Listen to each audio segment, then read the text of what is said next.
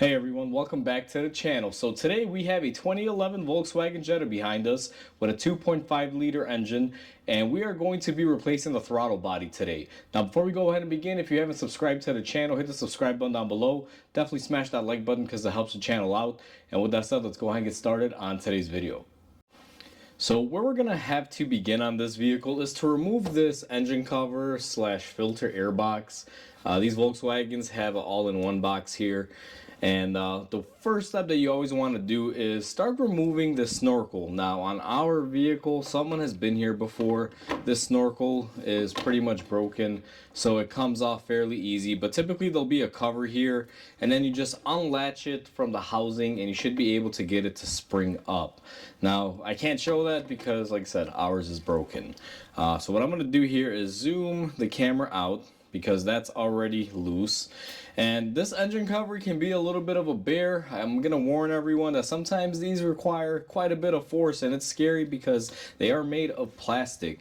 So what I like to do is I come here in the corner and I'll grab onto it and just pull up on it. Now I suspect someone's been in here before, so ours isn't fighting us too much. If they haven't been removed in a while, they will fight you. I've been there, I've done that. So now that you have it nice and loose, we're gonna have one clamp that we're gonna have to remove, and I'm gonna zoom the camera in on this side to give everyone a better angle. And it's going to be this one right here. That is, I believe, for the fresh air going into the filter. So you're gonna take your hose clamp pliers and simply go ahead and remove that clamp. And when you pull it down, the only place where you can leave it is on this tubing portion. This tubing is kind of flexible. You'll see it kind of crumple. If that is the case, don't get too worried. It'll be fine. And then what we're going to do is lift up on the last leg here, and we should be able to slide our tubing off. Now once we have our tubing off, I'm going to take a step back here with the camera, and we should be able to remove our whole assembly all in one, just like that. So now that we have our engine cover slash engine air filter box, whatever you prefer to call it, we're going to be removing this tubing right here. Now this is the other end of the tube we removed from our air filter. I initially called it a fresh air tube, but I believe this is just the feed tube for the throttle body. Now you have a clamp here. You're going to need your pliers to be able to remove it. But before you do so, and this is going to be very difficult just because I don't know how to get the camera angle in there, but I'm going to at least show you. Before you go ahead and remove that clamp and try to slide the pipe off, you'll see you have this little fresh air tube here. This, I believe, goes to the electronic air pump for the emissions. And the way these work is, you see these side tabs here, you're going to push it in, and there's two, one on each side. I can't do it because one hand's holding the camera. And when you basically squeeze the two together, you're going to pull down. It should release. Now in theory, they don't always release that way. Sometimes they are a bit of a pain. Now I'm going to put the camera here at this angle. I'm going to try to move the lighting out of the way. This is going to be very difficult to show, but if I can get in here, it would be great. Now, these should just squeeze, but what I find is that over the years, it's not as simple as squeezing, so sometimes you gotta poke and prod them. Now, one side looks like it's actually coming off, but the other side looks like it's the one that's fighting me. Let me just take a look here and see where it's blocking me. Now, if you do run into an issue, what I always do, and I don't know how well the camera's gonna pick it up, I come in here with a little baby screwdriver, a flathead, and you can kind of lift up on the sides a little bit and be able to remove your little hooks on it. Just be very careful, don't break it.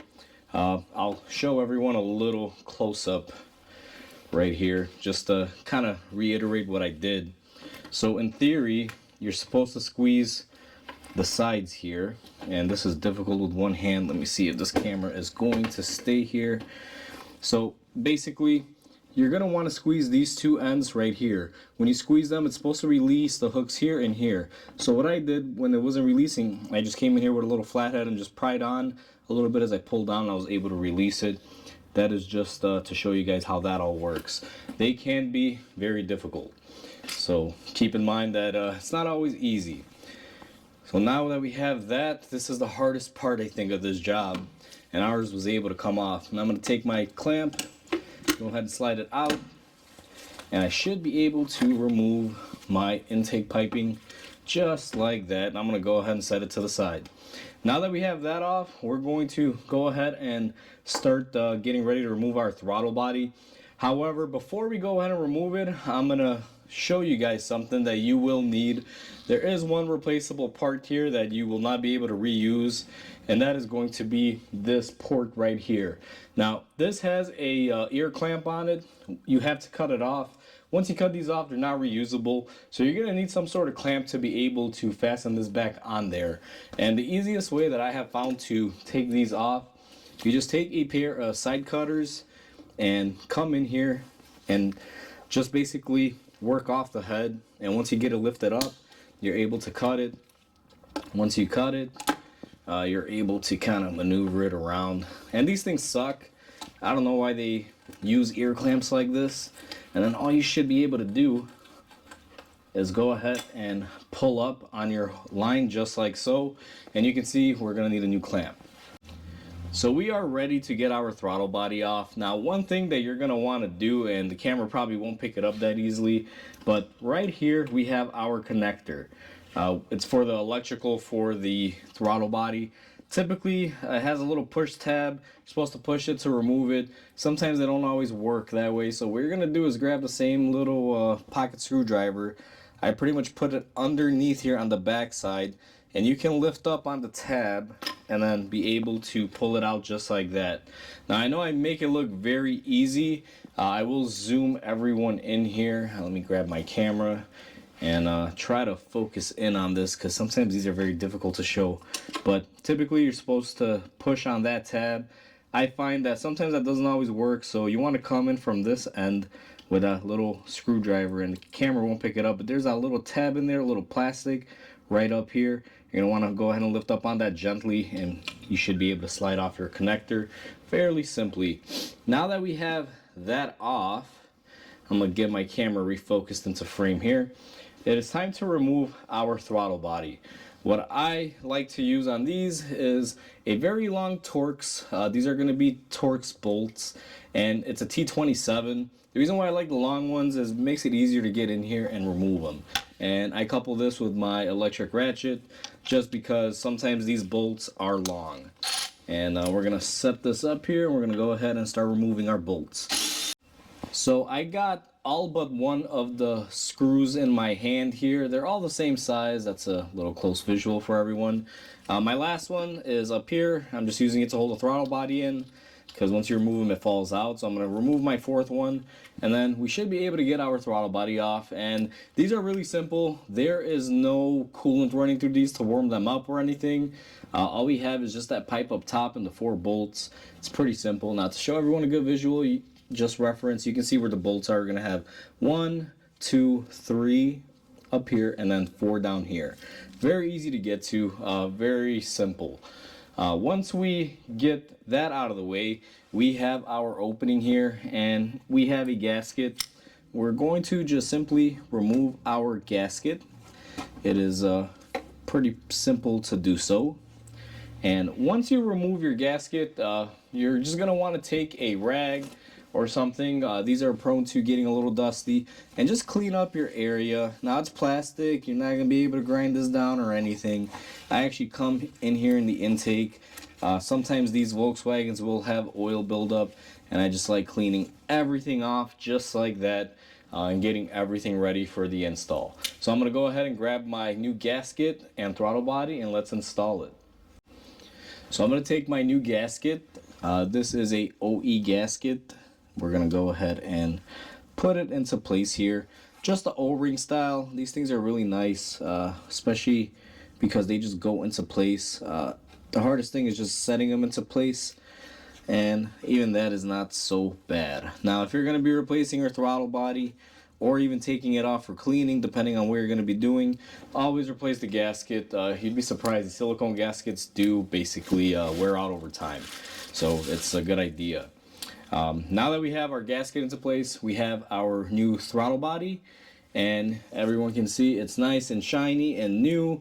You want to make sure there's nothing on this surface, even though these come packaged up and everything. I always give it a nice wipe. And what I'm gonna do is take my throttle body, and these just line up very easily, just like so. Once you have it lined up, I'm holding it into place. Now this one is an aftermarket one. Unfortunately, the customer bought this online. These throttle bodies are expensive, so this does not have the lineup tab like you normally would. Normally there's a little peg on here, and I'll show you on the old one. It's right here, and that'll help keep it in place from falling and lining it up, but this aftermarket one doesn't have it, which is kind of surprising because this is a Uro throttle body, the one that we're replacing it with. And I always thought they were top notch, but apparently maybe this is their cheaper division. I'm not exactly sure. So I'm gonna go ahead and put my bolts in there. Best word of the wise is go ahead and thread them in by hand. Tighten these up with a ratchet. You got to remember that you're going to a plastic intake manifold. You do not want to use your electric ratchet or anything. Now you can probably use this to get them close if you want, and that's probably what I'm going to be doing. But when it comes down to tightening it, I'm going to be using a hand ratchet and torquing them up to spec. You want to be very, very careful, because again, if you over tighten this, you're going to strip the plastic, and you may even potentially crack it, and then you're buying a throttle, intake manifold. And that's not a cheap item, so you want to be very careful in this process of reinstallation. So I'm going to go ahead and get my bolts in there, run them down, tighten and torque them, and I'll be right back with you guys.